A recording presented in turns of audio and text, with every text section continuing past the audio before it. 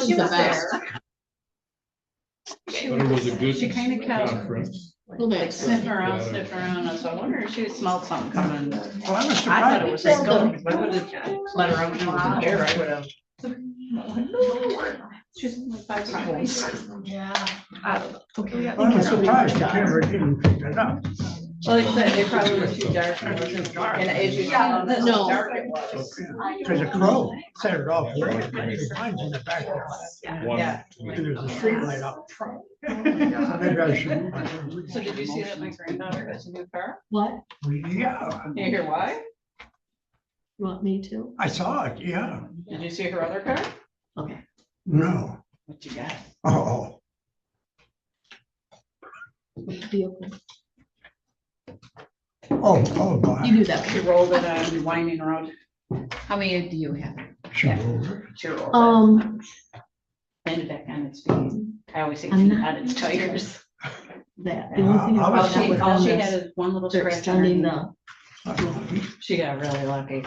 Oh, Is it a new car? Or- She got a new car now. But is it new or? No, Oh, And they appointed I was looking. yeah. a representative. Boy, this college really pays good, don't it?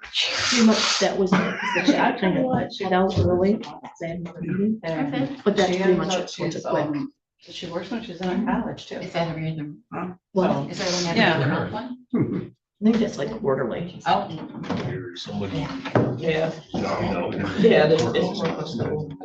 Yeah, what was that? I heard that. I'm not sure what happened. Motorcycle. Somebody said on Facebook, I don't know if it's true or not, they lost control. Yeah, they are. I'll tell you the way they fly around this corner. I don't know, I didn't- It's wonderful. Well, you see so many no helmets. Hi. I think I know. Okay. They're. And I had to get new one, you know. Yeah. No. Up in the other phone. It's your choice. It is. Swelling up so bad, the case was bulging up and died from something you could have walked away from. He had pulled underneath the case, I couldn't even see that going on. How old was it?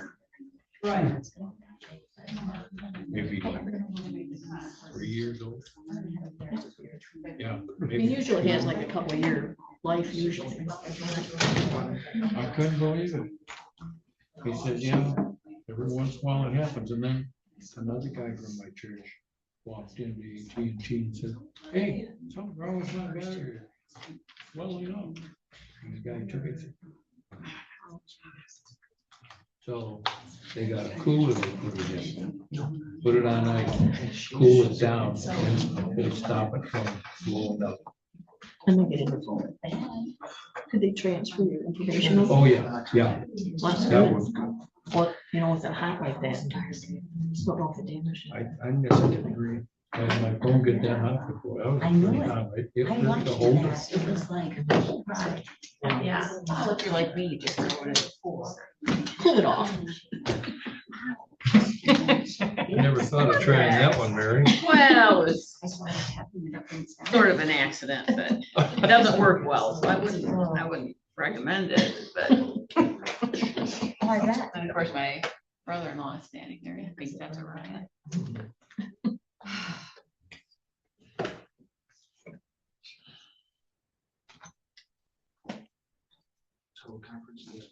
Yep, I got the timer. My husband, I'm like, You again.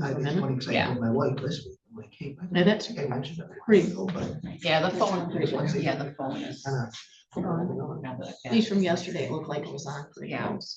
yeah, it's a good thing. Yeah, I'm just wondering to do that.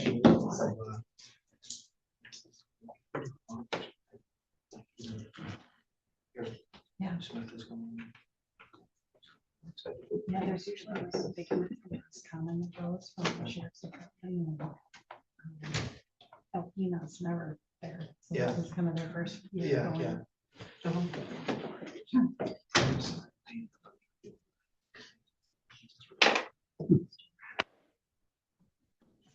Call to order, roll call, we're all present, could we stand for the pledge of allegiance?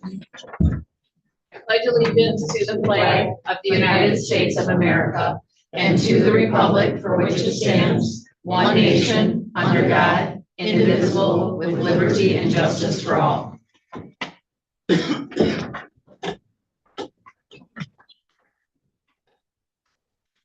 Approval of the agenda. I'll make a motion, we approve the agenda. I'll second. Okay, we have a motion and a second. Do we have any discussion? Or additions, subtractions? All in favor say yes. Yes. Yes. Opposed, no.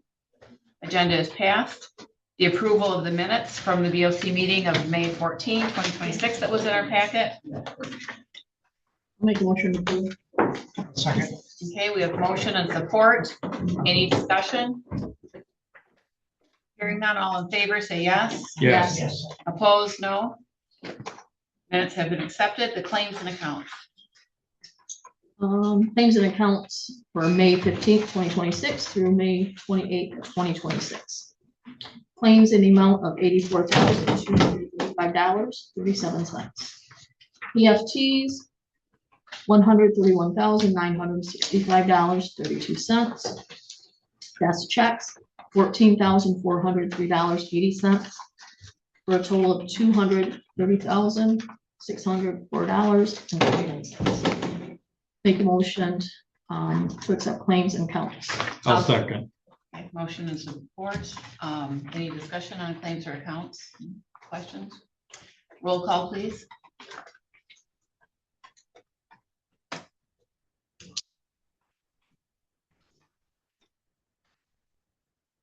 Hamlin, Yes. Madison, Yes. Brent, Yes. Cardenas, Yes. Peltier. Yes. Claims have been accepted. Limited public comment. Please follow no personal attacks and should pertain to the scope of the commissioners. Any public comment?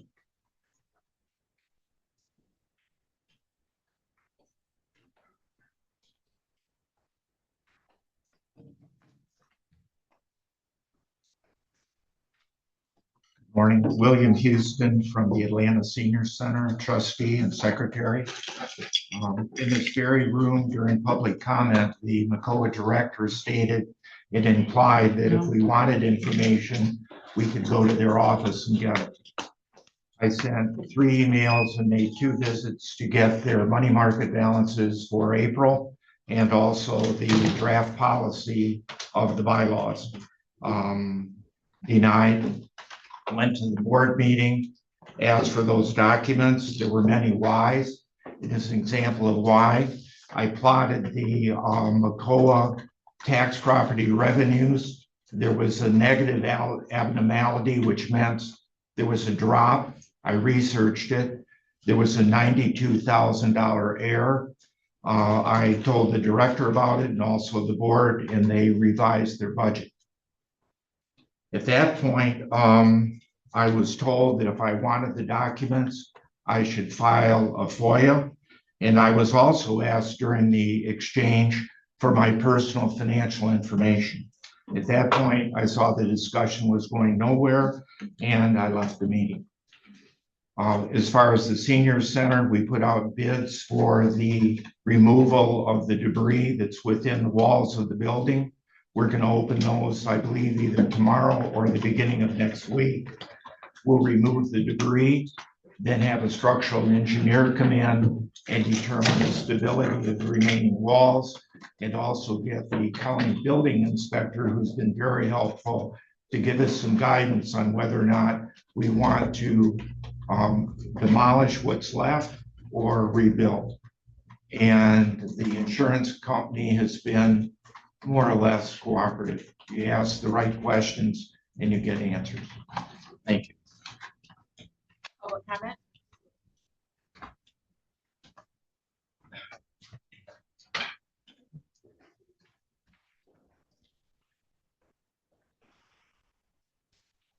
Klein, representing MCOA. Mr. Houston was denied the information because the MCOA board asked him what his financial responsibility to MCOA was. He does not have any responsibility to MCOA for financial issues. All the information is in our budget. We have everything on the website. If you go onto our website, all the information is there. What he's asking for is our monthly budget or actual accounts of our bank accounts. He wants them monthly. We see no, McCall board said there was no reason for him to have that. If he wants it, he needs to FOIA us. He doesn't have any judicial responsibility of any kind of financial responsibility to McCullough. So there's no reason for him to ask for every single month statements of our money market, our bank accounts or anything like that. So that was the reason why he was denied. Thank you. Public comment? No chance for rebuttal like they had the last time? No problem, just point of order.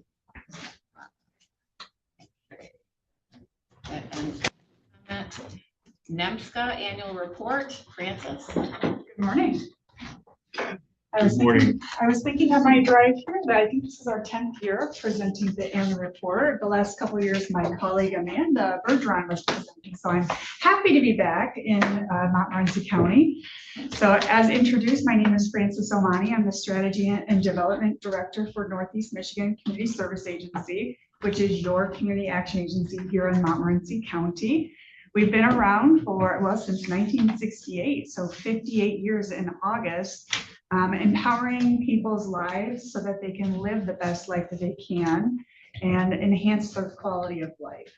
You're probably familiar with our agency. We have a variety of programs, anywhere from 30 to 35 at any given year, that we provide here in Montmorency County. I also want to say I have one of my colleagues here today, Kimberly Hinska. She is our Chief Financial Officer and thought she would join me today. And I said, are you sure? They're pretty rowdy here. No, I'm just kidding. So today I just want to go over a little bit about our annual report from the last fiscal year.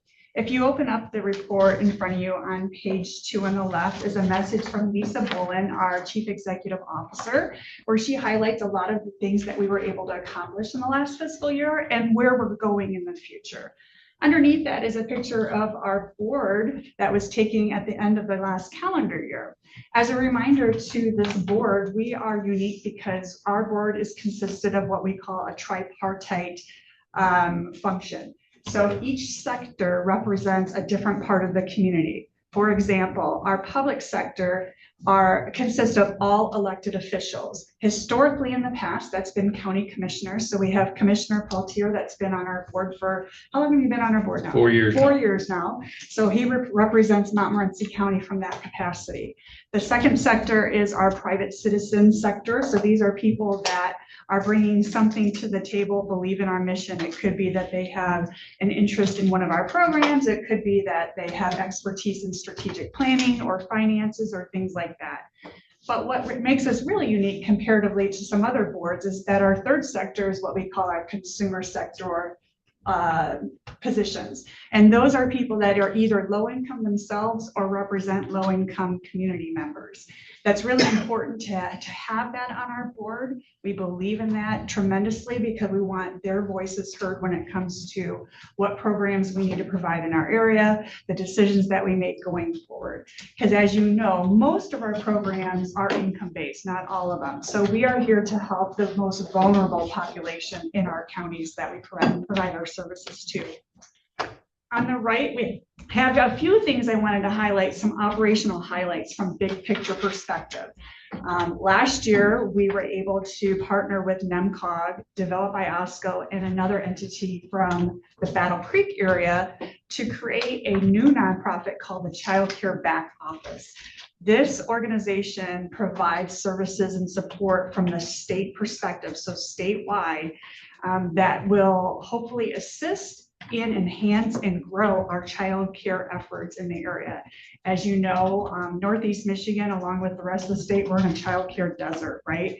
And so we want to make sure that people that want to go into that industry are getting that support so that they can provide that well-needed services that we need in our area. The second one is our program of all-inclusive care for the elderly, or what's called our PACE program. This recently opened in the last year in, the location is in Alpena. And this is an opportunity to provide some extra support for our seniors in the area.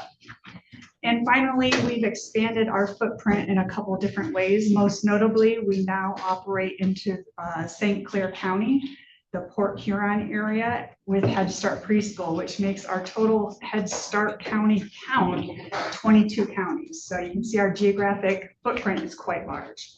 The next page on the left is a little bit more about our agency overview. So just as a reminder to everybody in this room, for our Community Action Agency, we provide a multitude of programs. We're mostly associated with the Head Start Preschool program because that is by far our largest program when it comes to our budget, our staff count, and things like that.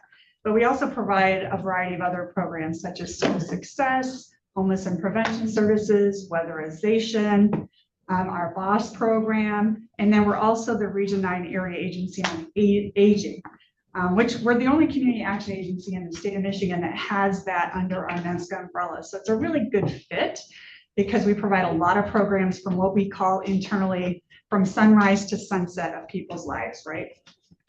To the right is a little bit about the power behind the mission and why we're here today. Our mission, once again, is to enhance the quality of life by empowering individuals and strengthening communities. That's why I've been with NEMSCA for 17 years. I believe in our mission, and I feel very passionate about what we do and the support that we provide for many people that need that extra lift. You can see some data when it comes to our volunteer hours, what we've invested in staff development, and our collaboration. It's very important that we remain very collaborative with our partners, such as Health Department, DHHS, mental health entities, and so on and so forth. The next page, annual report on page 6, we have some graphs about our year in review snapshot. The top graph shows the number of individuals we've served by county. So you can see Montmorency is that yellow, kind of in the middle. So we had 781 people in this county that we provided support with at least one of our programs in the last fiscal year. And then below that is always an interesting graph to show our clients by age. So you can see very clearly with those graphs that we provide the most support to our aging population, which makes sense, right? Because we're the Region 9 Area Agency on Aging, and we have an aging population in Northeast Michigan for sure. And then the second group of individuals we provided the most support for is our 0 to 5 ages. So that would be Head Start, Early Head Start, GSRP. So by far, we provide the most support to the most vulnerable age spectrums of people that need our help. On the right are the numbers. So every year when we're pulling this data, I always get kind of blown away by the amount of impact we had based on the different programs that we provide. So I just pulled a few of the programs so you can see overall from our geographic span, how many individuals we served. And then you can see the total to the right, we provided support in at least one of our programs to 14,213 people in our coverage area, and that's unduplicated. So that's a huge impact.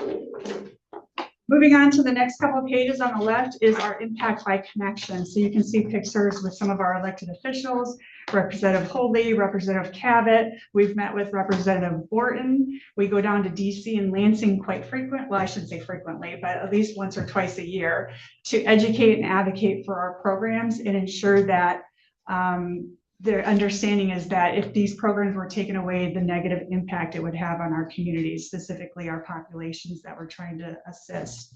To the right, our impact by stories. So you remember the number I said, the 14,200 and plus individuals we provided some support to. Every one of those is a story.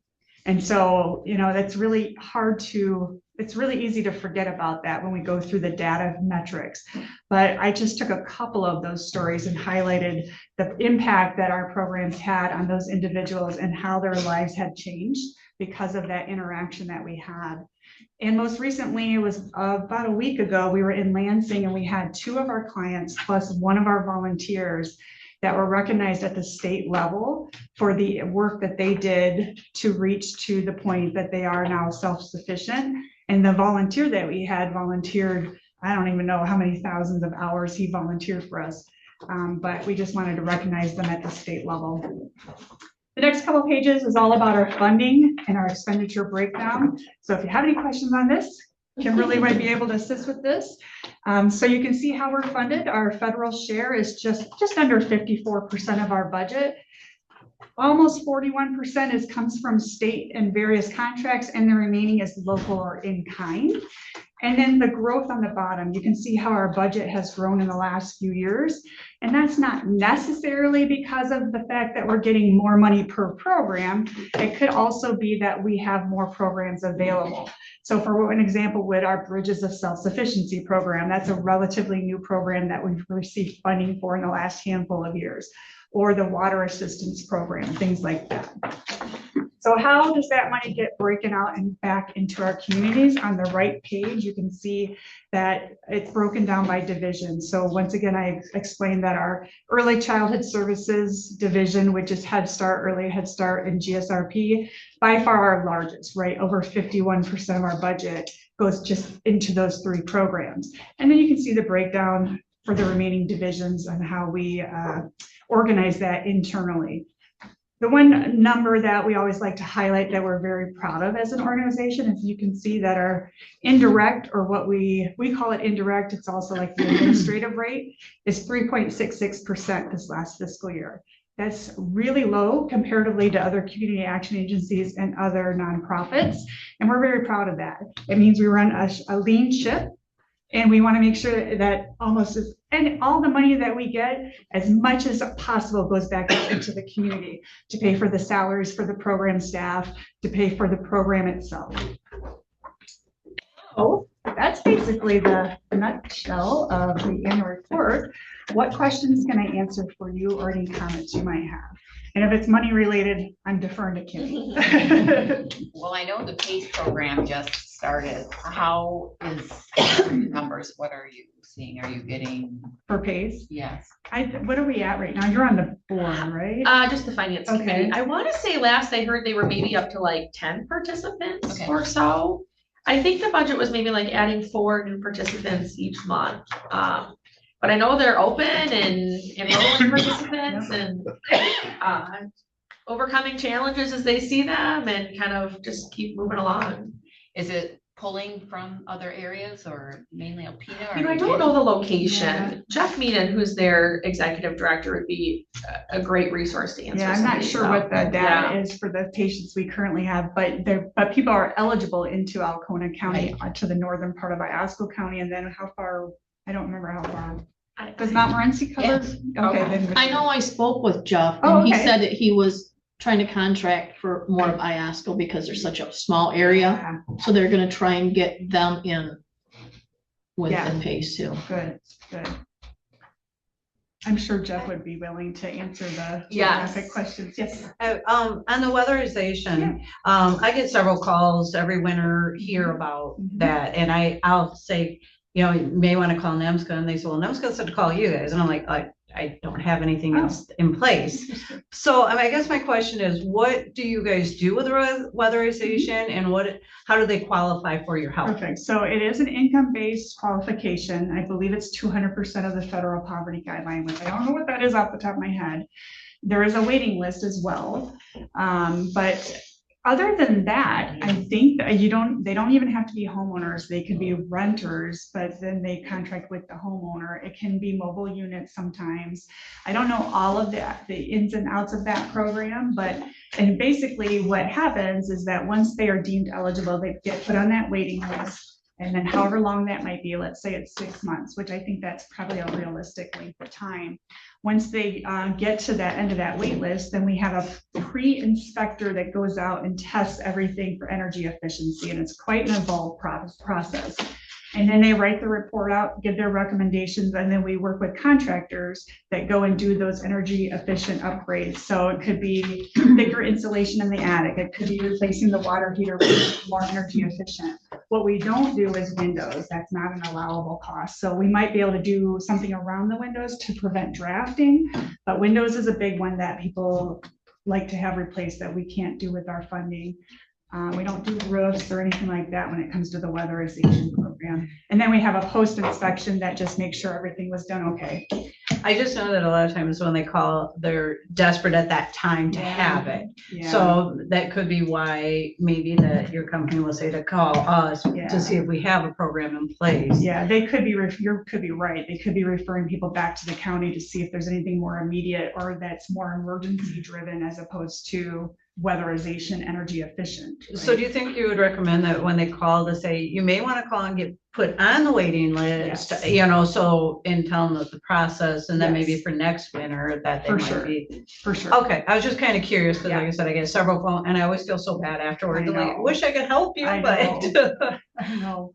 But yeah, that would be a good recommendation because like I said, you gotta wait anyways. And I know it's tough when people are like, but I need this now. Right. But if you at least start that process, it'll happen. That time's gonna pass anyways. So why not get on the waiting list? Thank you. Yeah, no problem.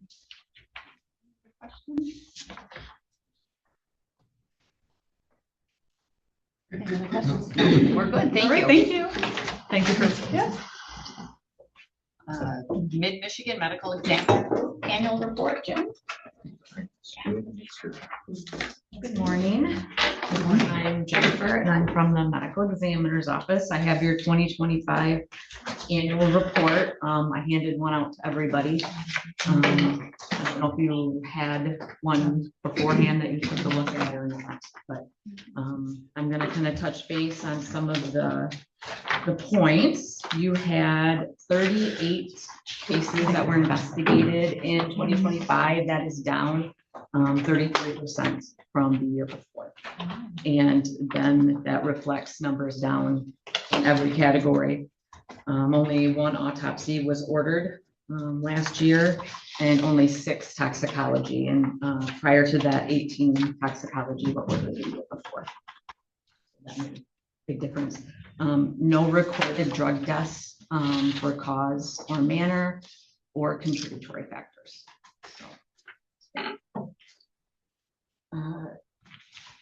We have been able to start the CT project. I don't know, I might have touched base on that a little bit last year. We were working on getting a CT machine, and that has been implemented. I believe November we started, and that is located in Grayling. And this week, I believe, we had one from this county go over. So we're waiting for those results and we'll be able to finish that one up. Do you want to explain a little bit more what that is? So, yep, the CT machine is in Grayling, like I said. It is another tool that we're using. It's not taking the place of an autopsy. It's just another tool we use along with toxicology. So if we go to a scene and it looks like for sure this is going to be a drug death, there's paraphernalia, there's drugs on scene. Toxicology takes about 4 weeks. We can send them to the CAT scan machine. It's going to be read within 3 to 4 days. It will show if there was another, heart issue, kidney issue, trauma. It's going to show that. So if they still need to order an autopsy after that's read, we can. But that is going to give us some answers pretty quickly. What's the turnaround time with that? Forensic radiologists will read it. We transmit the images immediately, just like the hospital would do. 3 to 4 days typically. Yep. And it takes 4 weeks for the tox to come back. So we have to wait for everything in order to go over it all. Yep. Another reason they'll use it is a car accident. They'll be like, this is for sure multiple blunt force trauma, but was there an underlying issue for the crash? Did they have a medical event that caused the crash? Heart attack, stroke. So that can be ruled out also. The Gift of Life had four donors referred from the county. And the tablets were implemented this past year. And the investigators, I talked to a few of them. I wanted to get their point because I don't see it on scene. I know from my end it's great because I have a report way quicker. And They said it's great. They are able to start their case right on scene with their tablet. They're able to take their photos with the tablet. They go right into the database. We have information much quicker. How many new tablets? I believe there was 3. We did 4. Is there 4? Yep. Okay. Yep. Are there any questions I can answer about our services or?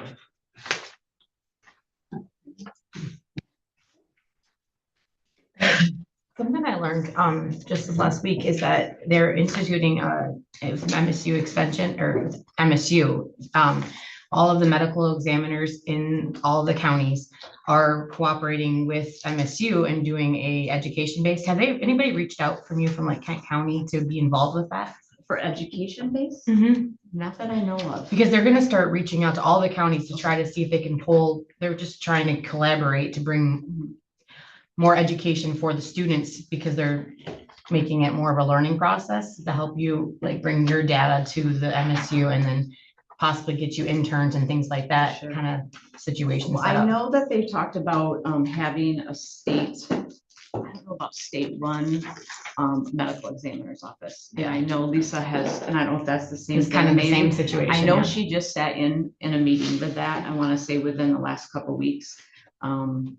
So we can bounce ideas off of each other. Right. Who does what works well, that Yeah. sort of thing. I just wondered if they touched base with you guys because that was brought up in our Yes. conference about it. And so I wondered if they talked. Yes, yep. No, it's a good point. Thank you. Great, thank you.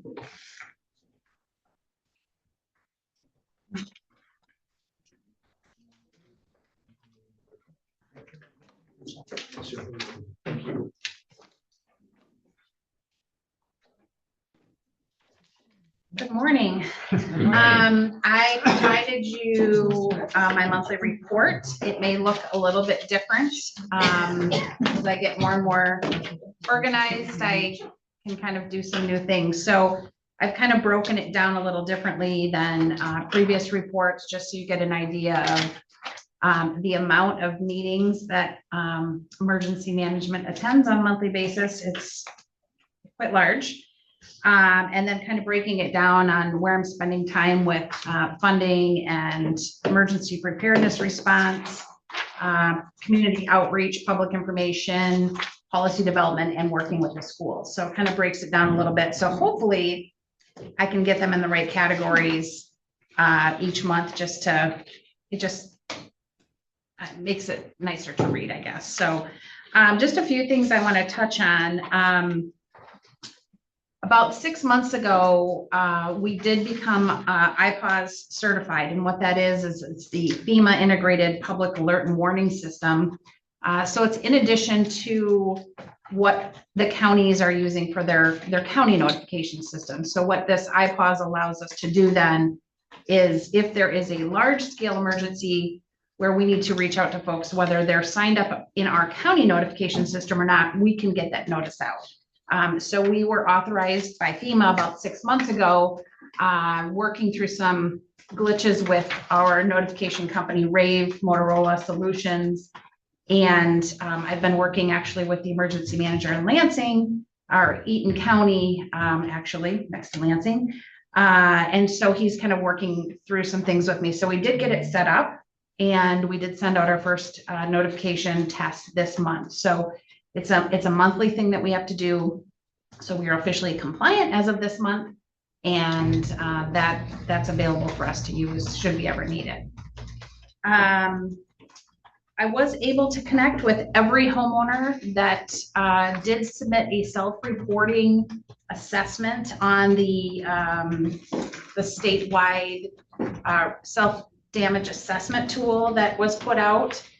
And so we were able to kind of capture what has happened at the residence.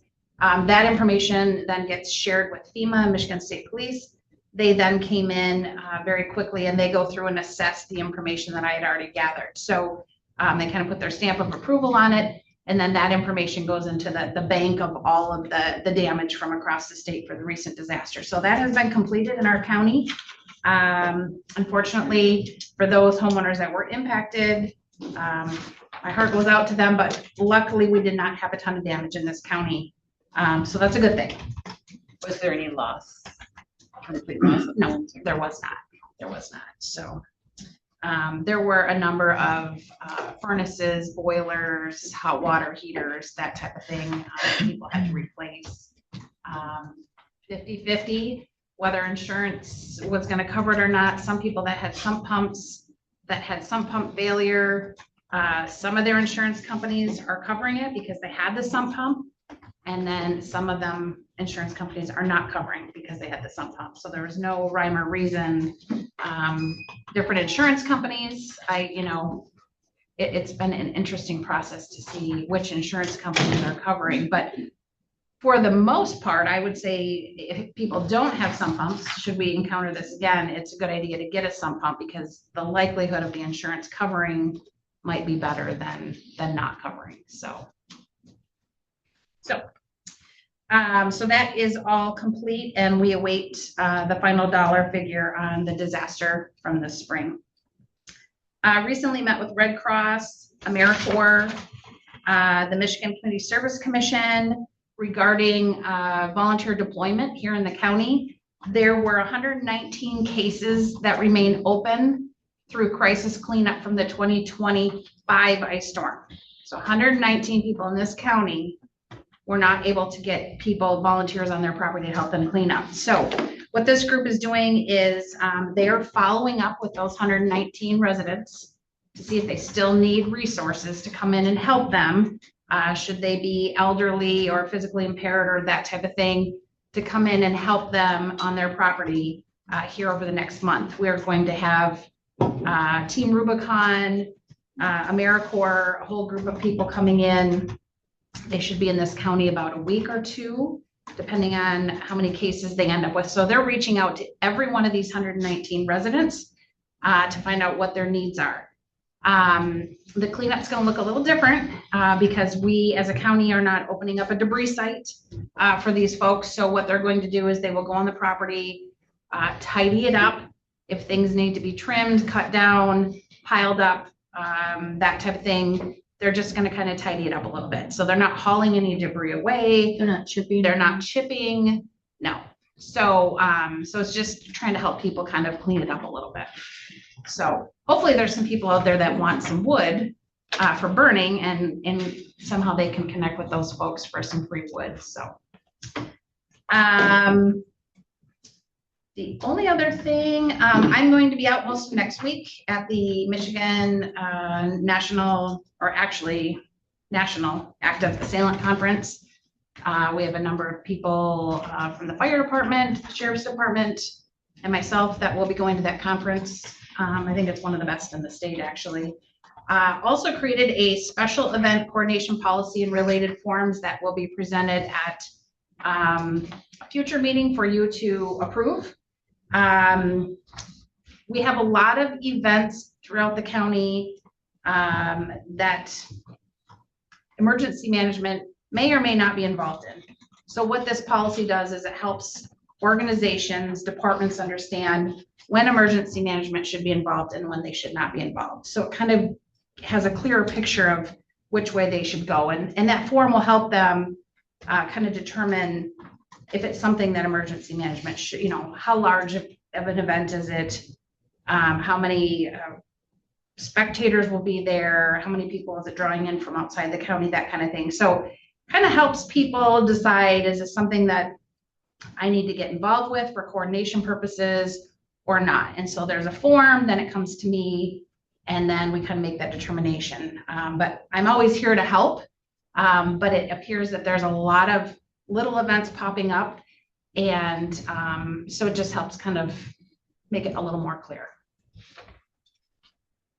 So that's all I have just to report out on. But if you have any questions on anything else. I see we still have buckets out here. Yes. Are those for people to pick up if they need them? Yes, if anybody needs a cleanup bucket, there's 8 buckets. You're attending today. Take Yes. them. You know of anybody? Yeah, or if you know somebody that needs one, yes, there's 8 buckets available. Those are cleanup buckets. I believe these buckets out here are a little bit different than the Red Cross buckets. These are more household cleaning buckets.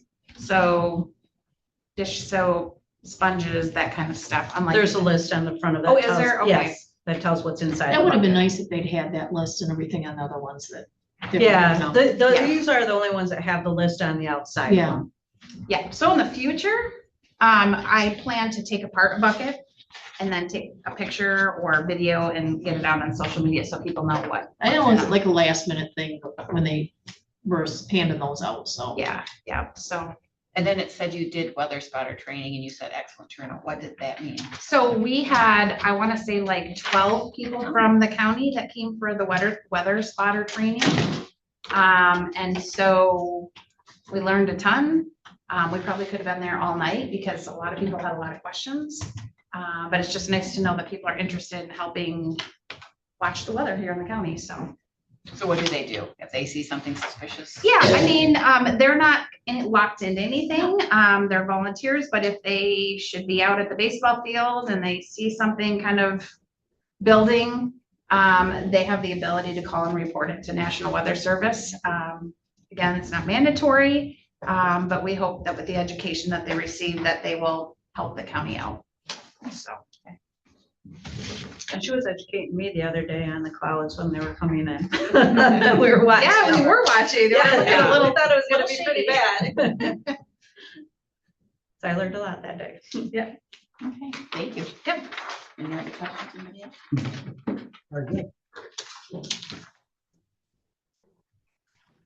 Committee reports, Bob?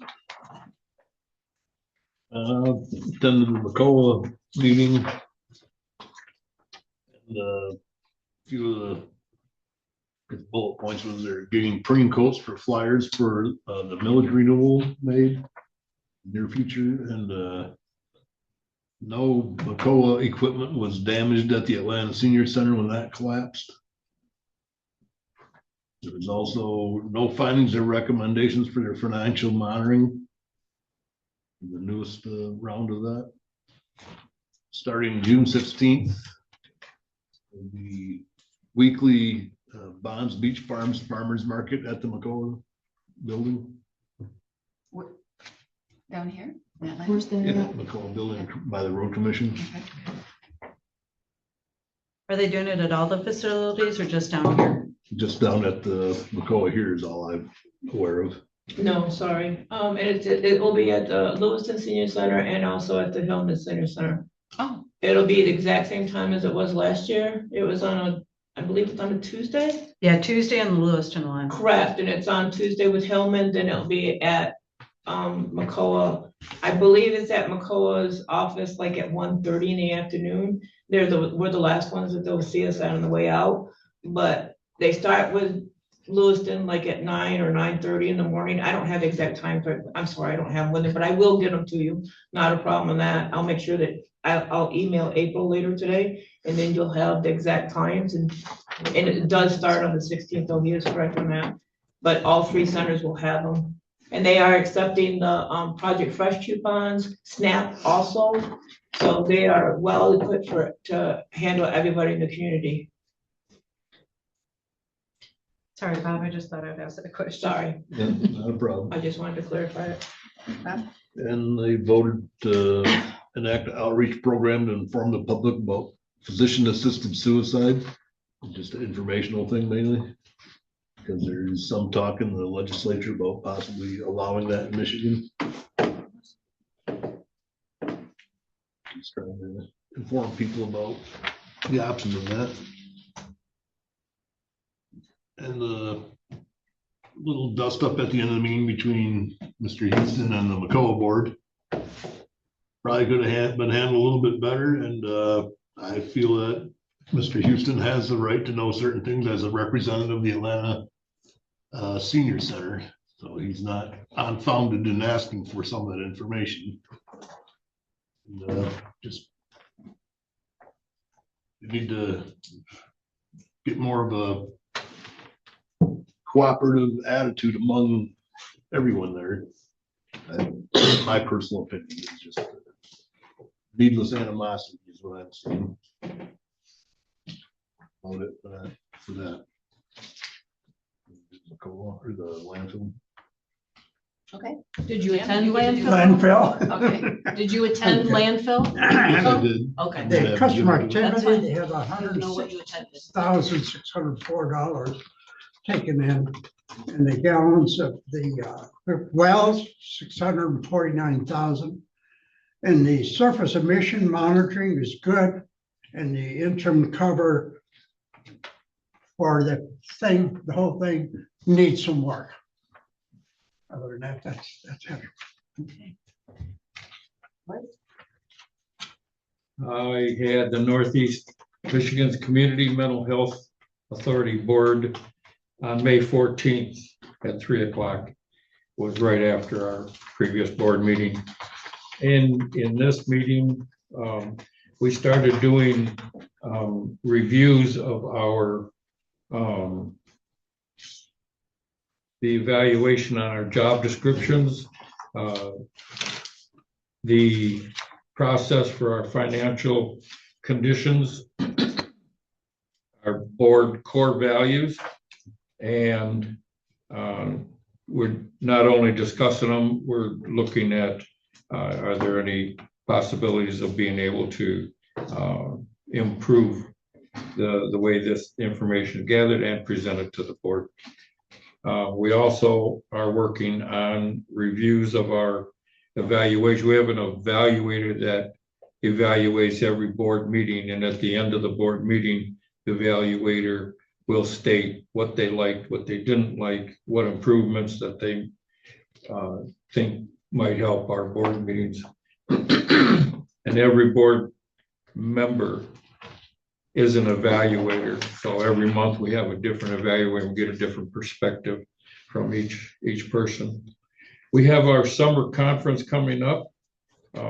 We talked about that, and that conference, we are sending 2 delegates. I'm one of the delegates. Bonnie is another. I'm a commissioner, and Bonnie is a member of the public. So we've got a good mix. Bonnie has been going to this conference for a long time. This will be my 3rd one in 4 years. So, and we normally every 2nd month we have the advisory board. And in June, we are inviting the advisory board to sit in and join the regular board meeting rather than sit on their own. We're not going to have a Monday advisory board meeting. We're going to combine it with our Thursday, June 11th board meeting. So the advisory board members are made up of members of the members that we help, and we get feedback from them. We get their perspective, how they view things, problems that they would like to see resolved. And when we invite them to our regular board meeting, that gives them a chance to speak to the whole board. And also gives them a chance to see how their board that supports them actually works. So we did that last year. We're looking forward to doing it again. That's all I have. I have NEMCOG. They have open bids now on the drones. There were just 2 counties that were putting in for it. Now they've opened up, so it's open bid. I believe the deadline's end of this month for the drones. Also, they had a new appointment, a village position. It's for Mackinac City. His name is Toby Kuznicki. He's a planning and zoning director. They've accepted him in that position. Fiscal year 24 audit is done. They're waiting on the fiscal year 25. And I think that is about it. Oh, and I did have the FPS. I said on that. Okay, and I was present at the ILA, that's part of the material management board, and that was on 5/21. And some of the things, RSS, which is the consulting firm that's helping to build that materials management plan for our interlocal agreement, counties. They're reaching out to area entities to include them in the plan management. We've gotten some emails that they're reaching out to some different businesses in the area just so that they're aware of what's going on. RSS is trying to review plans, are trying to set up times to review plans with the townships in our county. They're following our timeline. We're going to have to be setting a date for a public hearing, probably later in August. And we'll be posting what the plan is hopefully in July and August. It needs to be a 2-year or a 2-month review of that by the community. Cheryl sits on the MMP. Do you have anything to add? Just that, when I was attended finance yesterday, I also discussed and shared their, from the last meeting, they gave us an overview of the goals and the per county objectives. So after our meeting that we had with April, Mary and I with RSS, they put together and then they met with each of the counties within this MMP, and they came up with a summary of costs for the recycling, the minimum. We had indicated that we would like to see maybe 3 recycling centers, one within Hillman, Atlanta, and Lewiston. And they came up with a cost estimate of anywhere from $215,000 to $250,000 to set that up. And that basically is just to set you up with like a cement pad, the fencing, the bins, etc. It doesn't include any of the hauling away of the recycled materials. They did give a cost estimate for some other special collection materials, whether it be electronics or tires, ranging anywhere from $3,000 up to $7,000 per event. So they did give some cost estimates of what those are going to be looking like. Right, and they had talked about coming to the board with that too, when they got that plan up. So we will assume that that's going to happen in the next couple of months. The other meeting that I had, of course, was FBS, and then the DHD4 was on 5/19. They have posted for a full-time biller. This was an open position that had already been budgeted for. They approved contracting for seasonal sanitarian from May through October for the Sheboygan area. That's where the main emphasis is for that. Medical director, he reviewed the new screening guidelines for women related to gynecology health. And those are, he also talked about, our emergency manager, he talked about the Ebola and some of the concerns that have been out there. Just, it pops up every now and then, and again, was his estimate, something that they watch, has not been an issue in the United States. Updating our webpage due to ADA requirements is going to be necessary, and that's in process. Sheboygan did get the office sign that needed to be updated. In June, we're going to have the MERS actuary be present to give a report and recommendation for unfunded liability related to DHD4. And as far as our cash flow and revenues, we're in a positive situation going forward. And this is the season where we probably make the most fees related to our environmental health fees. So that looks good. There is legislation in the works again about sewage inspections. So our supervisory is going to keep us in the loop on that, but nothing definitive.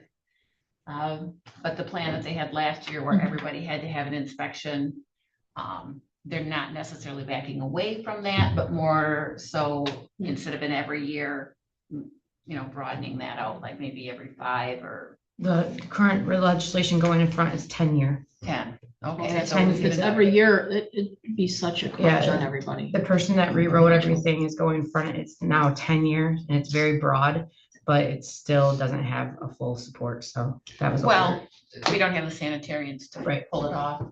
Yep. Every 10 years is, I'm sure, a way to make the manpower work. Mm-hmm. And so that is all I have. Controller's report. The access door and camera systems, the install is completed in the county building. It continues at the sheriff's department. They're finalizing the setting up, viewing and training on our computers with techs. Also contacted Jared at Access Locksmith, so he's looking at replacing a door at the sheriff's department, that really needed to be fixed. He's gonna get us quotes, so that's probably gonna be repaired, this summer, so I'll be bringing quotes to you guys for that, to get that taken care of for Chad. It'll have to be ordered. I guess Chad said there's 2 different options he was gonna give us to look at that Jared suggested. So that'll be coming. I think he got the cameras was gonna complete it this week, and then the access system will be done next week for Chad out there at the sheriff's department. That's why we kept leaving this one. Yes, Take care of sorry. EPS questions. Yes, those questions were coming in. Fiscal 25 audit, the auditors are still trying to correct some bank balance and undistributed receipts adjustments for the treasurer, but after that, we should be able to get final adjustments done so we can get the draft reviewed. Waiting on that piece. Please. What's the time frame for that getting done? How close are we? I'm not positive. Yeah, I've been in communications with Sandra. I think the email today should clear things up. Okay, 'cause this is a long time for our audits to be going on. Okay. Lease car update. I asked Chad for an update on the vehicles, for me that there's should be a car on the road at the end of this week, if not the beginning of next week. I did report that the 5 cars were delivered 4/29, so we will be spitting them out here. I do want to let you know that we had 2 safety recalls on the leases, the 2024 leases that are over 6 months old. I did notify Bernie. He's let me know he was aware on those ones. Enterprise keeps notifying me that those need to get replaced or get taken care of. So I just want to make sure we're aware of those ones. So is there a time frame to have that completed by? It'll, if I can jump in, their safety recalls on trailer hookup for the vehicle. So it's kind of very low priority. They'll get addressed, but we don't tow anything with the squad car. So, but that's what the recall is. It's not the safety recall is for trailer hookup reasons. So they'll get addressed. It's just we're focusing on our vehicles at this point. Well, just looking at what the malfunction is, just happened. We run Fords. We ended up with something too similar. Even if towing is infrequent, it says it can cause trailer brake, turn, running lights not to function properly when used. So it looks like because it's such an electrical system, it could cause more than just a towing issue, according to the actual recall.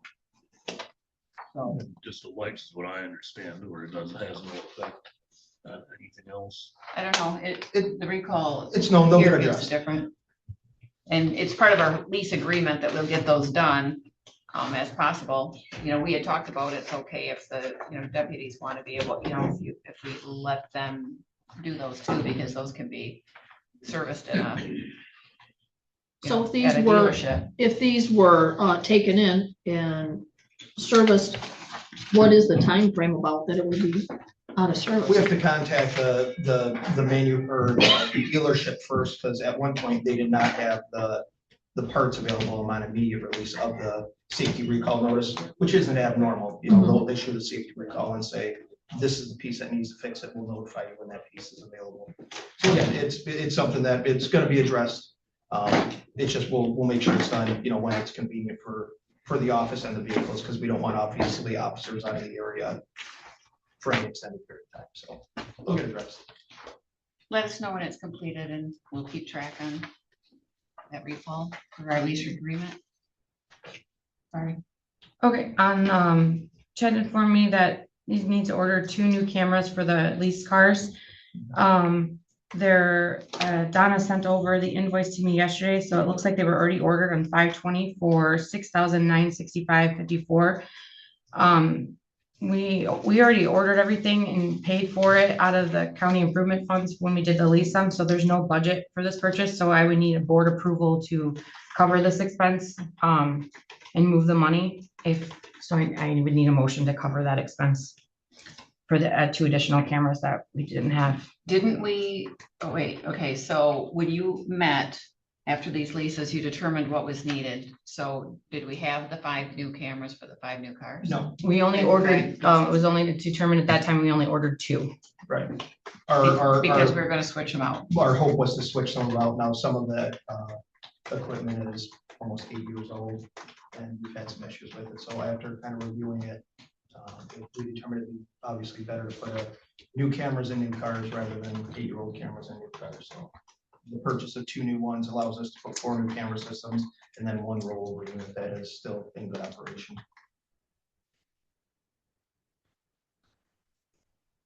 So the process going forward, should we look at making sure, because we had this long conversation about should we get new cameras for all of that, you know, should we get all new update? And they said no, that they could switch it over from old vehicles. So that's a process issue, so. Well, I think it'll always, you know, depend on when we're looking at transitioning to new vehicles or a new lease.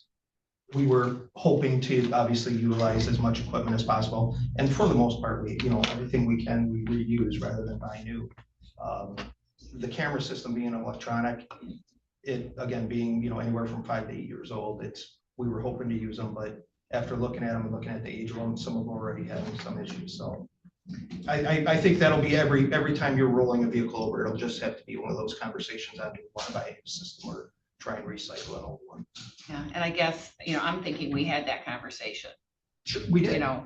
Yep. And at this point in time, I'm sorry, I didn't mean to interrupt you. No, I'm just at saying. This point in time, we determined that the 2 new ones rather than putting these old units into the new cars. So if they were already ordered, why were they ordered if we didn't have it budgeted for? We should have been brought up in front of Because- us first. Well, don't we have a policy that states that there's a process? It seems like.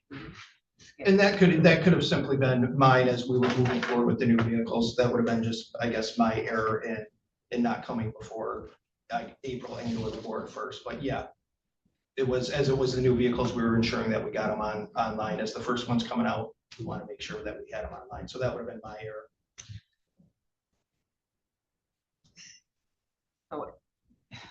Time frame might have something to do with it too. If you have it ordered, you can have them here on time, but if you decide we're not doing it, just canceling the order. We could. I don't know, are they Meet the here? time frame for getting the cars on the road, if that's the case. Well, we had everything here. Yeah. That's why, that was the purpose of the meeting, that we bought all of the necessary upfitting needs between the vehicles. Because we had the option with Enterprise to have them already upfitted or taken them to a different entity that did them. And instead, we decided to do it in-house. I don't think they So were this is a process guaranteeing that the thing. cameras were gonna be good. They were just wanting to use them if possible.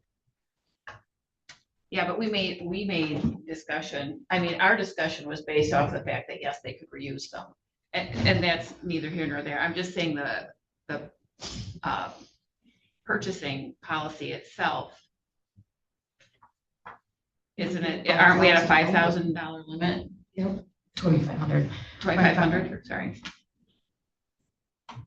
So have you had a chance then, April, to look at it and to look at the budget and to compare? Have you So- guys talked so that you know? I have the invoice even- now, so they're ordered. Chad says that the ones that they had are not able to be used. We had this conversation at FPS when you guys were doing claims yesterday. So I need just board motion to move. I would just use the emergency services fund to move money over for that to cover these cameras and get these on board. If we need the new cameras for the new cars. But because currently all I got was an email asking where to code it, and I didn't have the money in the funds because I didn't have the motion to do that, nor they were coming. So I just need a motion from the board to approve this purchase and allow me to move that money to cover this. So as we're stockpiling all the information about the leasing, this needs to be added to the piece that, you know, do we have them from the factory the way we want them? Well, Versus and mixing we do, things. because when we went through it, we noted every piece of thing we would need for a car if we had to buy new for everything. But when we only ordered 2 cameras for 5 cars because we were hoping to replace and use 3 cameras. Do you know what I'm, so Right, You so went I guess the process, I'm just thinking, is there a process if we know if we know the cars are old and they have high mileage and we know that the cameras have been in there the same amount of time, do we need something yeah, we'll have within to, that policy that's gonna reflect that we're not gonna keep, equipment that's over so many years old? A lot of times those are yeah, upgrade. we'd have to make some software kind of issues. determination, but that would have to be determined by Chad, like how old they are to know for sure. Right. But we just, because we didn't order the same amount of parts of everything, like we only ordered 4 of this thing and 3 of this and 2 of this, and we piecemealed it together, Yeah, basically, to because, get it, again, the effort was to save money. to save money. And the goal was, and in hopes that, we were gonna be able to reuse some of these. As we started rolling through them and we've seen some glitches in some of these cameras, again, it was identified that it would make no sense to put this old piece of equipment into a new car. Especially, it's maybe like a computer, like an 8-10-year-old computer. They're at the end of life, so. To your point, Ms. Hardee's, I think it's just always gonna be a case-by-case basis when you're looking at what you're getting rid of, what equipment do you have available, how old is it, especially for the cameras? Because heck, by the time we get new cars, we can have a completely different camera system, quite frankly. Well, exactly, and I guess that's my point, that we make sure that we're looking at those specifics when we do that, and that we're definitely following the budget, so, moving forward, talk to April before that happens, so that we know, so everybody has a heads up and gives April the time to look at possible funding for these things that are unexpected and not budgeted for. So we were looking for April, what is it you need? I need a motion to approve the purchase and to move money from the emergency services fund to cover that cost of $6,965.54 for the purchase of the 2 cameras. And that's the amount you need, $6,965.54. Yep.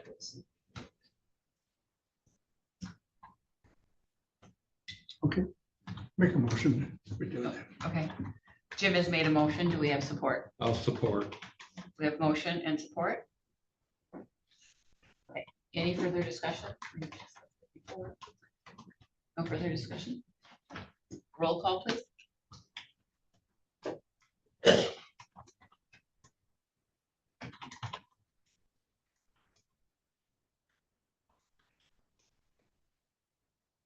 Madison, Yes.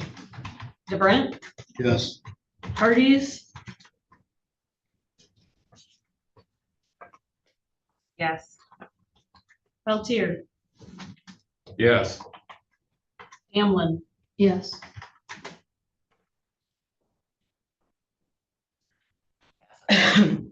Next in my report, we had the state required,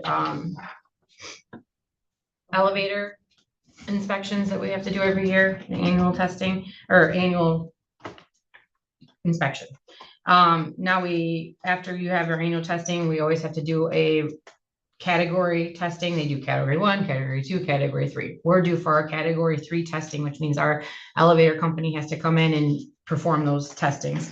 It's gonna cost us $1,500 per elevator to do it, so $3,000. It is something we budgeted for, so I'm just letting you know, but I would like a motion to approve to pay our elevator company to do that. I'll make a motion. Last year was the ring test. That was last year. Okay, we have a motion. I'll second. And support. Any discussion? Hearing none, roll call, please. DeBrent, Yes. Hardee's, Yes. Peltier, Yes. Hamlin, Yes. Madison, Yes. All right, I attended the Mako conference at Chrismont last week. That was a really good conference. I learned a lot of information. We have our MERS education coming up June 22nd at 10 a.m. Just keep doing a reminder on that. I'm still waiting on the approval from Eagle for the soil erosion ordinance that we were working on. All the parking lots were completed over the holiday weekend. Our workman's comp renewal came in. It's $4,561 less than last year, so we'll see a savings on our budget for that. The fiscal 26 Marine grant was approved. It's going to be for $8,200 this year. It's all federal funds, which means we get 100% instead of it being 75-25. we received, Cheryl forwarded it to us. There's a proposed land acquisition by the state happening in our county. It's being posted all over. They'll have a determination on June 1st. Where's that? Over by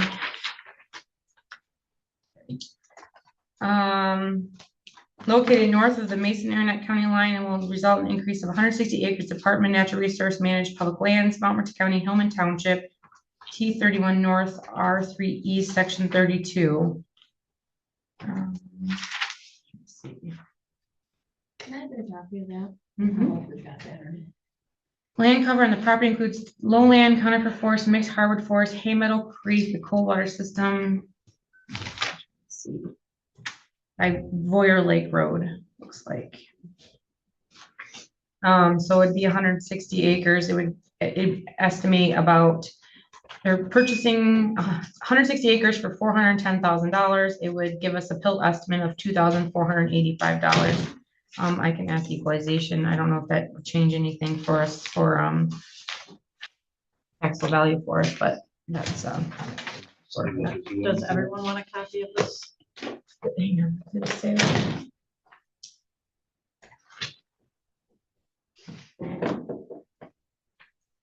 So it'll just be managed as part of the Atlanta Management Unit. So I'm assuming it just will continue. Will consolidate DNR managed public lands, create opportunities for forest management and recreation, and enhance game and non-game wildlife habitat. Mineral rights are owned by a third party.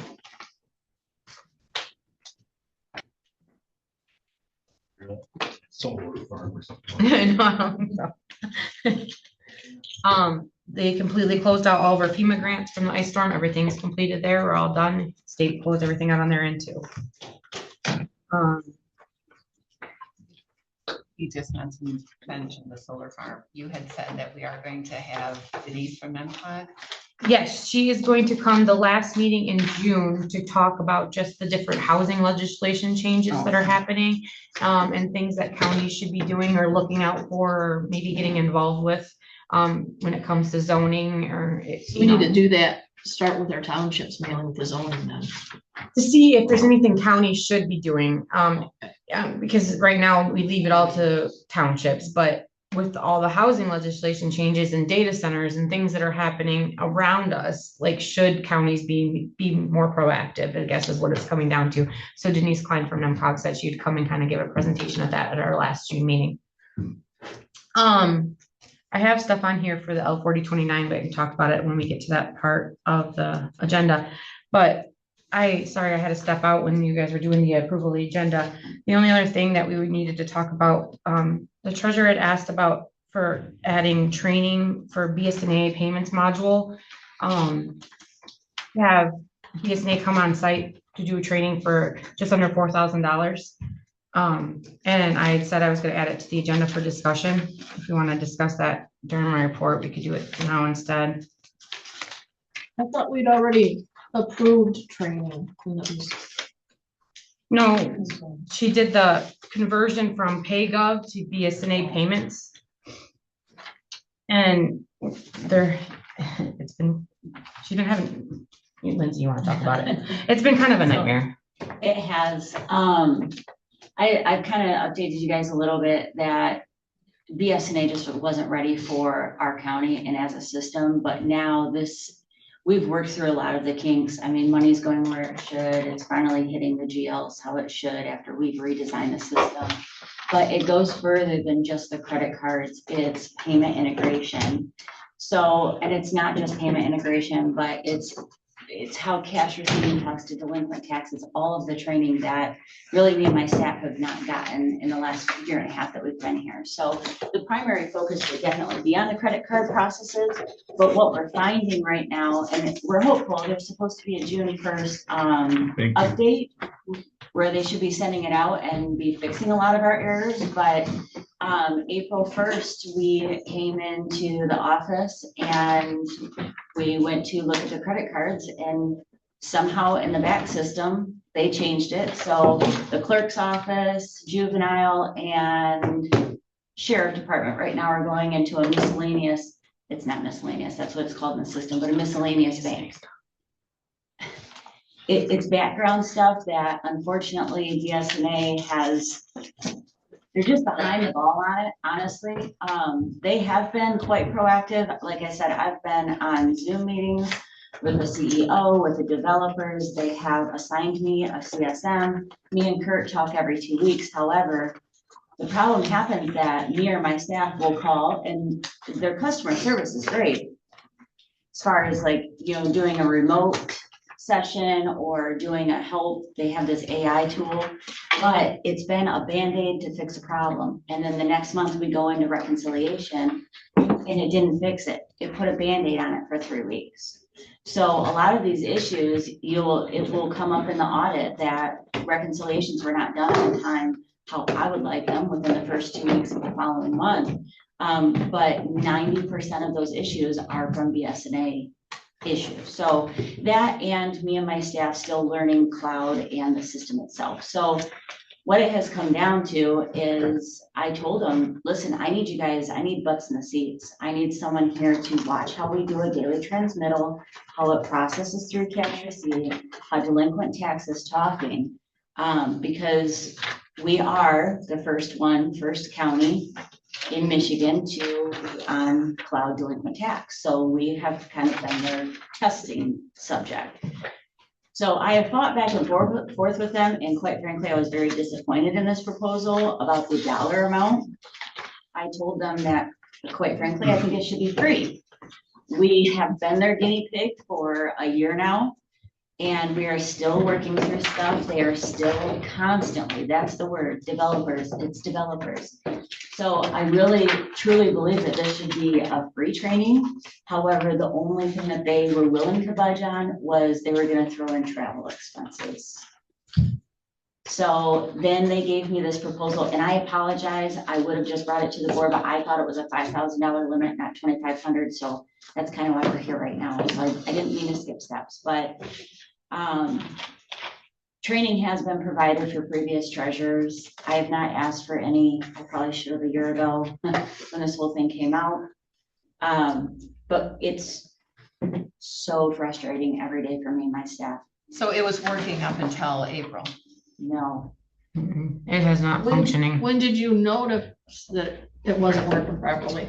It was implemented, the credit, if you're talking about the credit cards in particular, credit cards were implemented July 1st. When we got into August, we realized it with reconciliation. And then in September, we had to create a runaround, a loop for money to come in and money to go out because BSNA didn't have an answer for us. So then things were starting to go a little bit smoother. Then money was hitting different banks, different GLs. It literally every month they give us a fix and it changes something. It has been complete misery for me and my staff. So that sounds like software. Why is that? And this is my thing. Equalization had the same problem because we were the first to go live down there and it wasn't meeting right. And the state complained that it wasn't hitting the way it was supposed to on the cloud.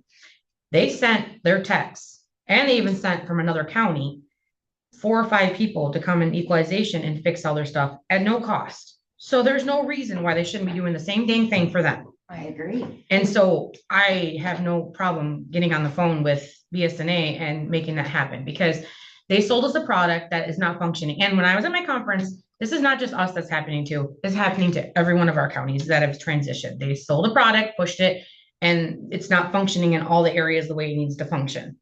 It's not interfacing correctly. And the other problem is too, like we switched from PayGov to this.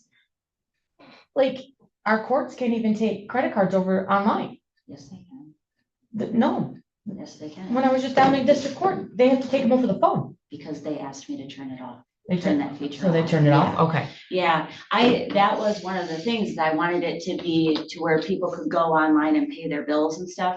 But the courts are having some problems because they're not putting in like their case numbers and stuff. So they just shut it off. Oh, gotcha. I think you ought to get a That was their. Because the link for PayGov is still online. On the website, on the court's website.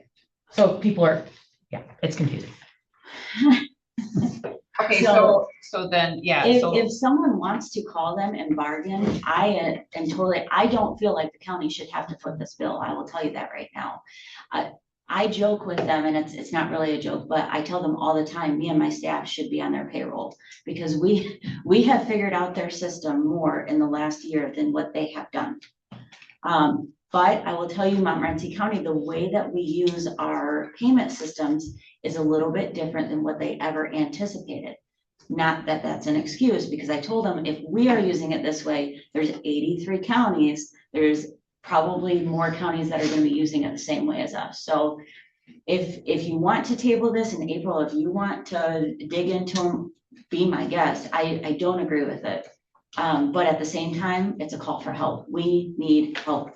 Well, and when you're talking about interfacing, that sounds more like a software It is. issue. It's And so that does background not stuff. mean that you need training as background much as they stuff. need to provide a product. that's working. Yeah, so the gentleman that they want to send up, that they're proposing to send up, is a veteran with BSNA. He's been there for 20 years and he is trained on multiple modules, although he did say, because the other thing is it's a 3-day minimum.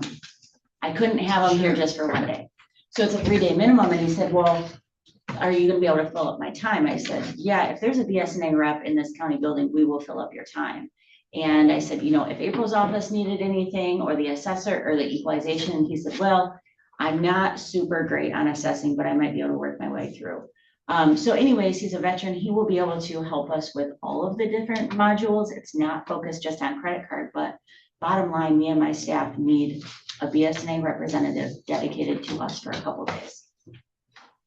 Well, I'm okay with tabling it and having April look into it, because if the courts are having problems and they had to shut the function off, then. No, that's user error. Yeah, that's I all. agree. I don't think we should go ahead. I think we should have April check into it and table it. I mean, I feel like we're paying a lot of money to BSNA as it is. If the program itself is not functioning, they should be paying for it. They should be paying for it. Well, I agree especially 100%. since you're starting the program and they're finding all of these errors, and they need to admit that. Especially because we were the first county in Michigan to have delinquent tax and all of this interface and then throw in BSNA payments right at once. We are literally the first and only county that is experiencing all of these things. So they've done all these steps to try to avoid to put a button in the seat in my office. But I just threw my hands up and I said, we can't keep on doing Band-Aids, folks. I'm getting further and further behind. It's uber frustrating. So I'd be more than happy with that. If April, if you want to call them, I can give you Kurt's. You have Kurt's information? I'll call Andrew. He's our main dude. Andrew Galvin. Yeah, Kurt's the one that was setting it up and he got the travel fees waived. So just the sooner the better would be appreciated. Right. For the board's pleasure. Does that sound fine? Table it. Yep. You need a motion for that? No.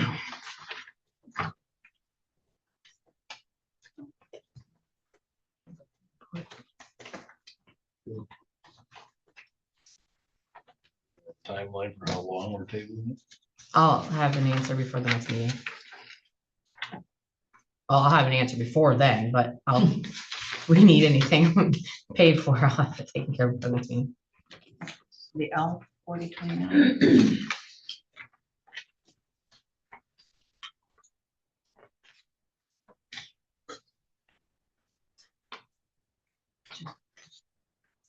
Yep, we're down to new business. Amber submitted the 2026 tax rate request, L 4029. You have the operating original millage 5.75, the 2025 millage rate was 4.9410. 2026 current year Headley millage reduction fraction is 0.9756, which brings it to 4.8204. And then your veterans levy was one mil, right? Am I right? Reading that right? 0.0941. 0.0941. Our taxable value for 2026 is 692, 154, 211. So I need a motion to, and I provided you guys with the documentation for approving the L 4029 to approve the 2020 tax rate for both the chair and the clerk to sign this. I make the motion to approve the 2026 tax rate request L 4029 as presented, including the county allocated operating millage rate of 4.82.04. I'll second that. We have motion and support. Any discussion? That's for, going for the voters, doesn't it? No, that's what it is, the 4 point. This is what our mill represents. This isn't a millage. language. No, this isn't millage, this is just the actual tax request of what it's reduced by the Headley. Who supported that? Peltier. Yeah.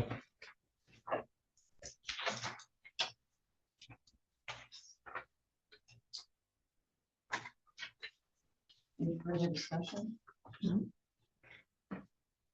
This is just, responding to that report. Okay.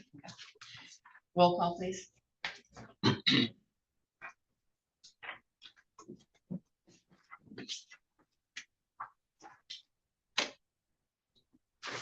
Hardee's, Yes. Peltier, Yes. Hamlin, Yes. Madison. DeBrent. Yes. And so, we were talking in finance yesterday, so I'll just read what I wrote here.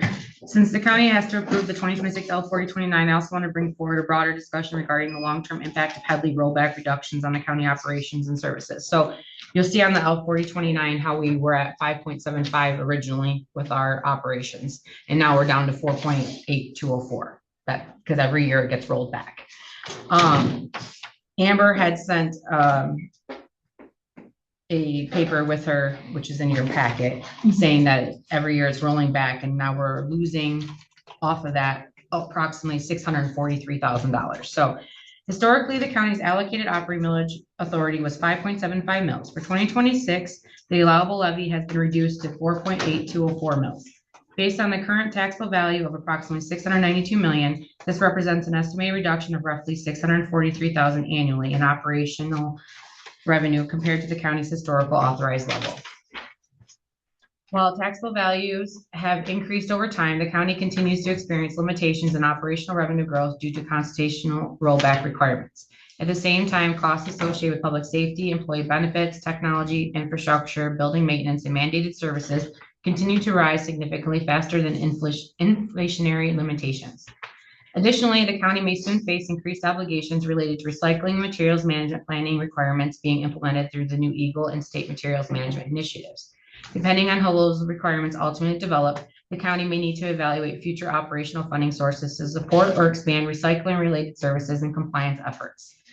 The purpose of the second motion that I've put down here is not to commit the board to any specific millage proposal tonight, but rather to begin evaluating long-term financial sustainability options and to allow sufficient time for legal review and development of potential ballot language prior to upcoming August filing deadlines. Should the board wish to consider future voter authorization options, this discussion could include restoration or reset concepts, as well as potential service enhancements, including recycling or environmental service initiatives, allowing the county to proactively evaluate multiple long-term operational needs at the same time. So one of the conversations in our MMP meetings is we could go to all of our townships and enact the Public Act levy, which would put $25 on every household that allows for recycling. Or we could seek a county millage for recycling services, because we're going to be required to have at least one recycling drop-off point in the county. So I suggested that instead of us going for a millage specifically for recycling, if we instead just try to either go back to a reset or the Headley on the operational millage, we can include that service within that. So you're kind of killing two birds with one stone. So if you would be okay with me working with our equalization director and even our legal counsel to come up with the wording for a millage to look at those options, and I could bring it to the board at one of our next meetings. I make a motion to accept it. You want me to just read it like this? Yeah. Motion to accept to direct the county controller administrator in coordination with equalization director and county legal counsel to review and provide recommendations to the board regarding the county's long-term operational funding structure and millage capacity. I'll support. Discussion. That you said also at the conference that they were speaking, other counties were also Yeah, so there's such a big push right now for property tax elimination. People are talking about that people want to do that, and not realizing that our state revenue sharing is being reduced. And if you get rid of property taxes, that's the only thing that locals get. That's the only guarantee revenue that we have for services. If they were to eliminate property taxes, the state's first thing they would do is increase their income tax and sales tax. That's what they would do as an option. And what that means is the money goes to the state, and then we're waiting again for the state to give that to the counties. Well, we know how well the state is at giving money to the counties. They love to mandate you to do things, but they don't like to give you the money to do it. So that's the problem too, is mandates keep coming to us, like the Eagle requirements for us to do recycling. They love to mandate you to do all these things, but they don't like to give you the funds to do those things. There's going to be court reorganizations, when they made us do all that figuring of what costs to run courts. They might mandate how that's going to have to be run and be required to provide certain services. The mandates just keep coming and the funding just keeps going backwards. So it's just with the rollback, every one of our counties talked about, they're all pushing to try to reset because their operations revenue is just dwindling because of that rollback. Any further discussion? Questions? Roll call, please. Yes.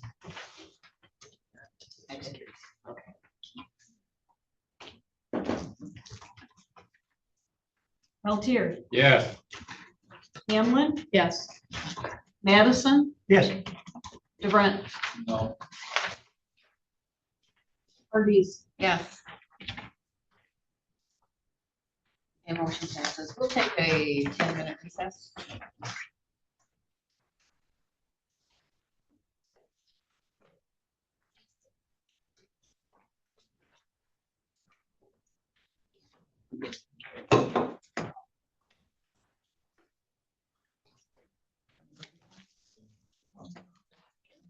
Have a good day.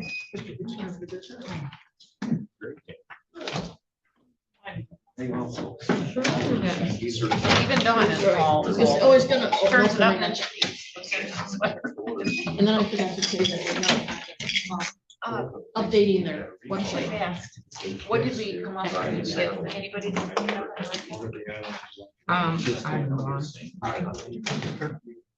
No, just recess. And I love watching. No, we have things to do. I was gonna say, what I missed? Just give it a break.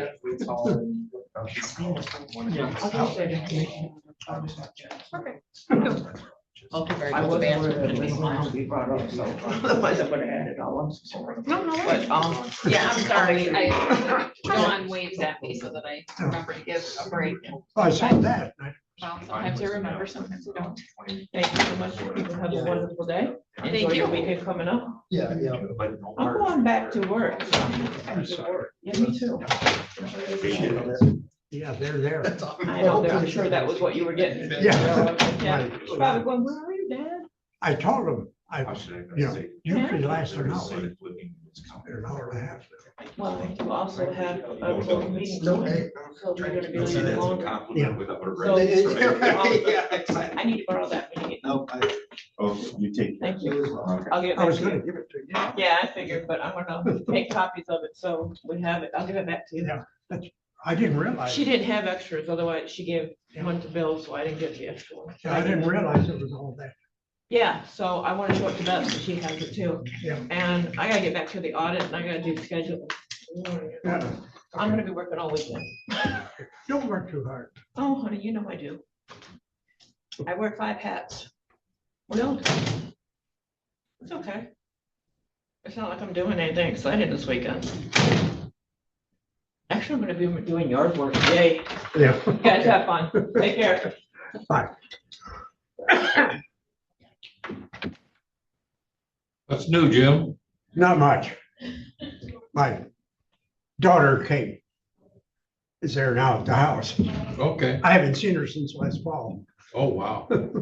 Last September, as a matter of fact.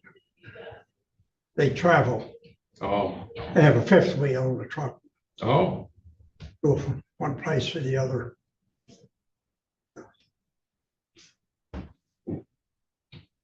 I have a cookout this afternoon or today, sometime if I get home. So Joe's mother passed away on Mother's Day. who? Joe, Yeah, yeah, yeah, I was pretty sad. yeah. She'd been sick, hadn't she? She was sick for a long time, yeah. But I'd seen her at the senior center and I thought she was holding her own and then all of a sudden, Yeah. oh my goodness. How old was she? I'm not sure. Yeah. Wasn't very young. No, she wasn't young. Yeah. But I don't think she's as old as you or I. I think she was younger than us. Okay. We're what, 19? I'm 88. So gotta be some. A good friend is 95 at the in Gaylord. Well, my sister's 95 Oh, in a home down in South Carolina. She calls, she's got her mental facilities. okay. The rest, she can use a walker. So. Who knows?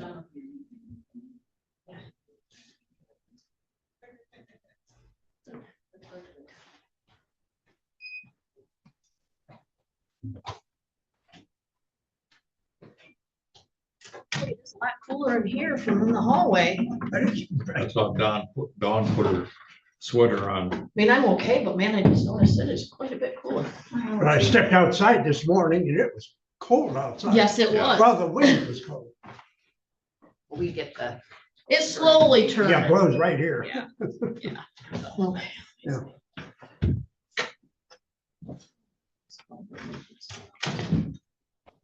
Are you looking for a pug puppy?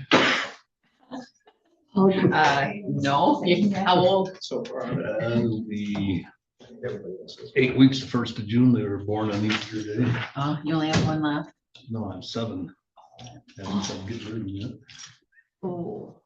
Well, I can ask them. You get rid of them at 8 weeks, that's the norm. Yeah. How many do you have, 6 boys and girls? 3 females and 4 males. Yeah, because we're not freezing. How many dogs do you have? I've got 2. My puppy is like 9 months old. Yeah, so I'm set. I got a Doxy, which is a Min Pin and a Dash Hound mix, and then I've got a Chiweenie, which is a Chihuahua and a Dash Hound mix. Chiweenie too. I love. Weenie. Yep, my little Carlos, I like the that. Chiweenie. Well, puppies are crap factories. So that job clean them up after. For sure. Yeah, you're more than ready at that 8 weeks to get rid of them. Not that bad once they're potty trained. Pugs are what? Yeah, they only get like 18 pounds, like, or a healthy one. only gets The little 18 pounds. snorters. People that feed them butter. The air conditioning's right over my head, so it kicks on and it's blowing on me. I was wondering. And then when it turns off, it's like, okay, it's hot now. There's no happy medium.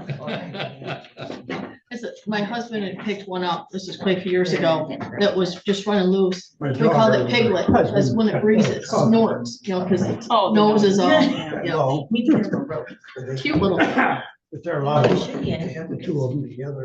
little bulgy eyed and You snorting. should get that rope thing that I have hanging. Like a from my pug. tree. Yep. I'm telling you, my dog's. You'd be surprised. I thought Ash would be into it. She's not. Ember is. Ash is like, that's stupid. It's still.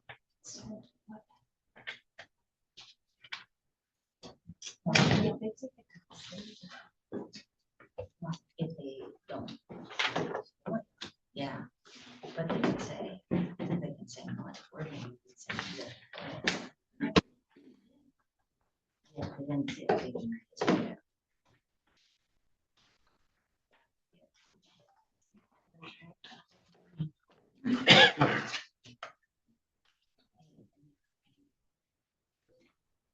I'm letting my granddaughter know to be careful, like there's bears in the neighborhood. A little close to her. Wouldn't forget to look.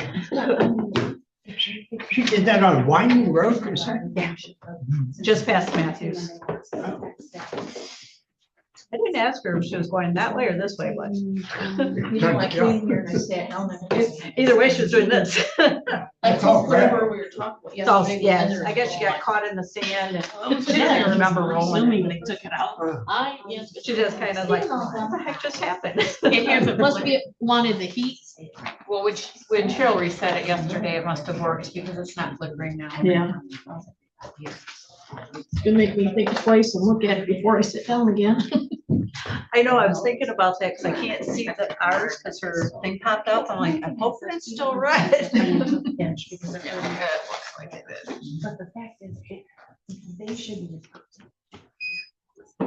Yeah, oh, yeah. But it's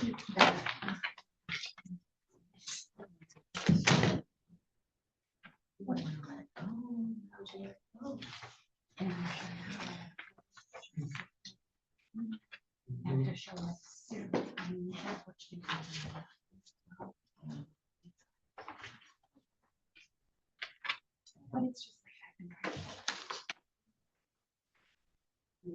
like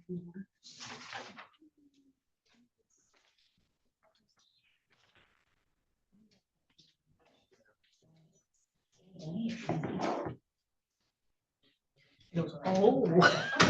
yeah. It really would. Sorry.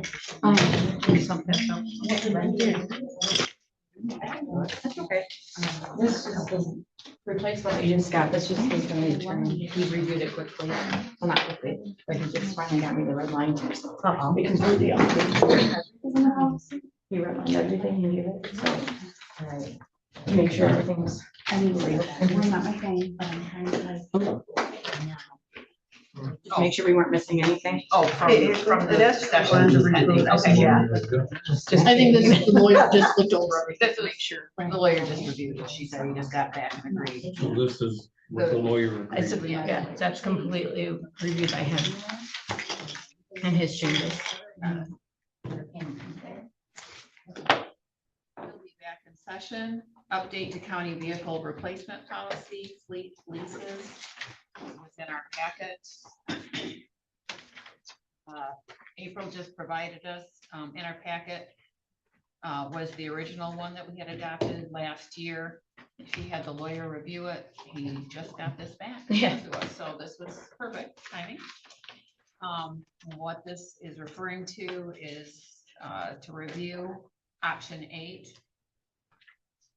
If you look on number 8, everything else we've already approved on 4.12, but number 8 was what we're. So he did updates to the entire policy and then reviewed the addition of number 9. Okay. Oh, we changed it to number 9. Got it. Oh, we switched the order.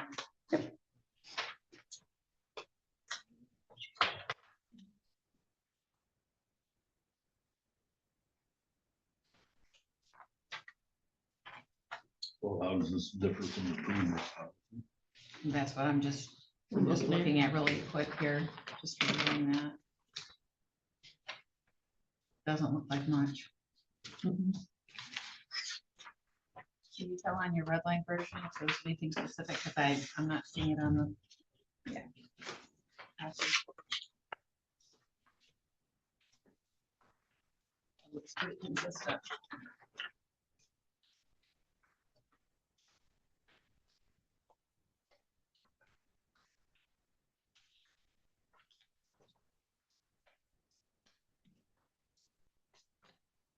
We changed the title.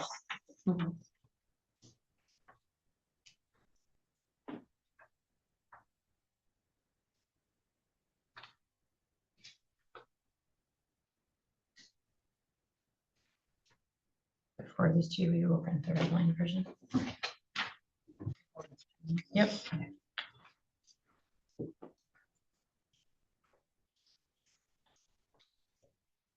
it right in front of you.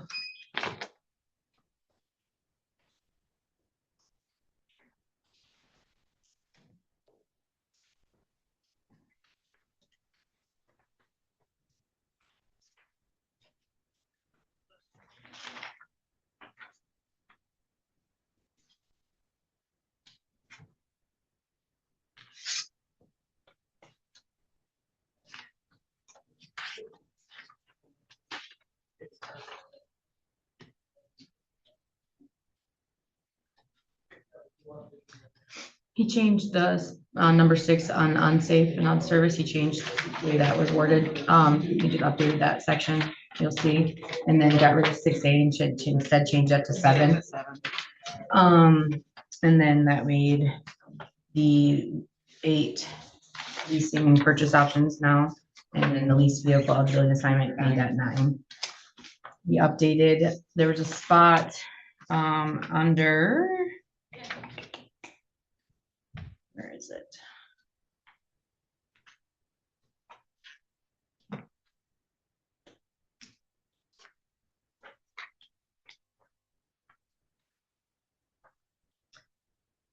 Under dispute resolution, he added a line that said nothing in the section authorized the county to direct day-to-day law enforcement deployment decisions within the sheriff's office. He added that line Where's that at? under 6D. Along with under 12, under responsibilities under sheriff, he also added the line retains authority over day-to-day operational assignment and the deployment of vehicles allocated to the sheriff's office subject to this policy and board approved budget and fleet limits.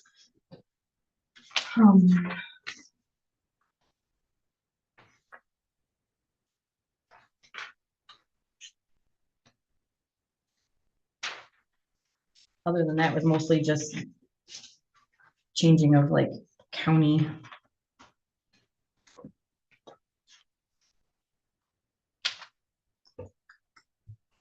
She is going to print the red line version for you so you can see exactly what he added or removed.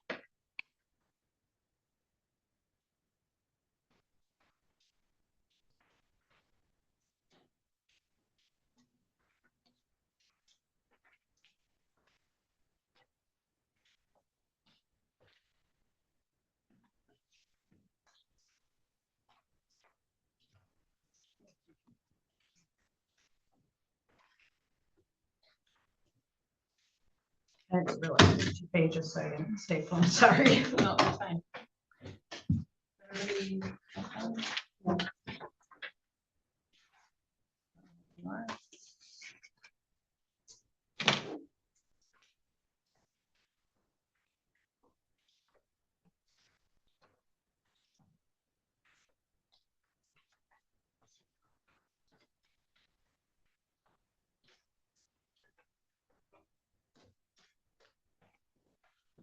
Everybody ready?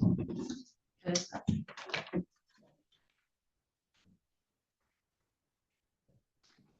Well, the appropriate format, I'll make the motion to approve actually, since he has gone through and You can make it Just just updated. just update the county vehicle replacement policy 412 as presented per the lawyer's recommendations as presented. Is there support? I'll support. We have motion and support. Okay, now let's discuss. Most of the markups here were formatting in nature.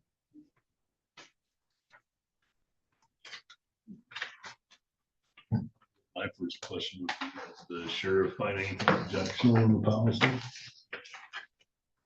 No, overall, I mean, I understand the motivation behind it. You know, one of my concerns, and I had a conversation with April about just the operational decisions at the sheriff's office, and I see that's included in it, and that was my main concern.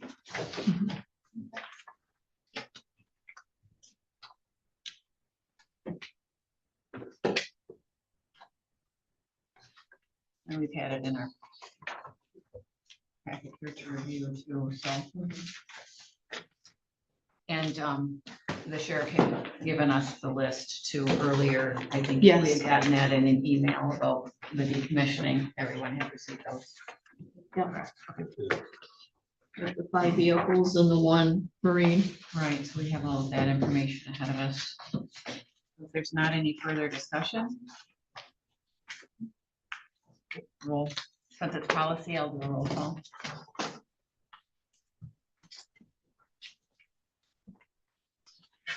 Hamlin, Yes. Madison, Yes. DeBrent, Yes. Hardees, Yeah, Peltier. Yeah. motion passes. The next thing on the agenda is the closed session. I'd make a motion to go into closed session for the consultation with legal counsel regarding pending litigation. Do I have support? I'll support. Motion and support. Any discussion about the closed session and its purpose? Hearing none, roll call.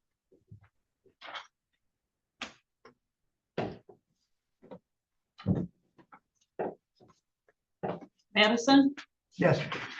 DeBrent, Yes. Hardees, Yes. Peltier, Yes. Hamlin. Yes. We're going into closed session. I gotta get everybody moved. The treasurer's authorized to stay? Yes. Okay, thank you.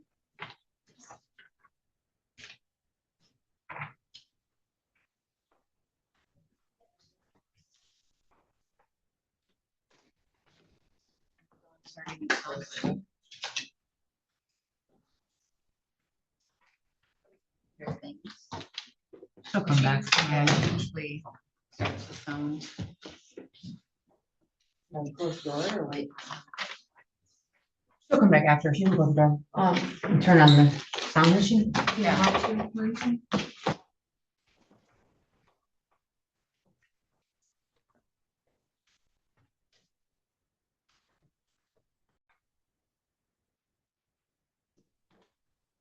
Forever to put everybody back in.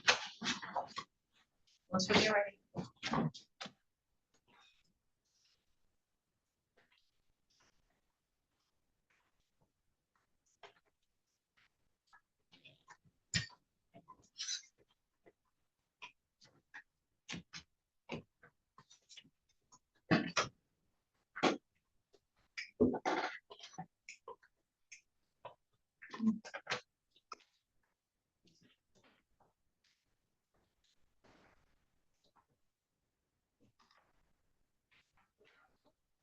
good to go.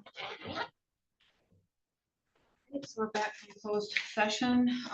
There's no action that needs to be taken at this point.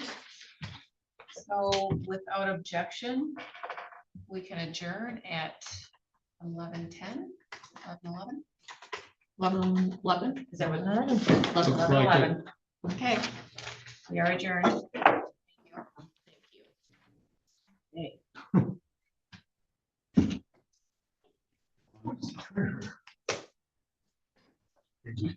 It went quicker than I thought it was going to. Thank you. Sorry, I just got. I've never. I got hospice call from my dad.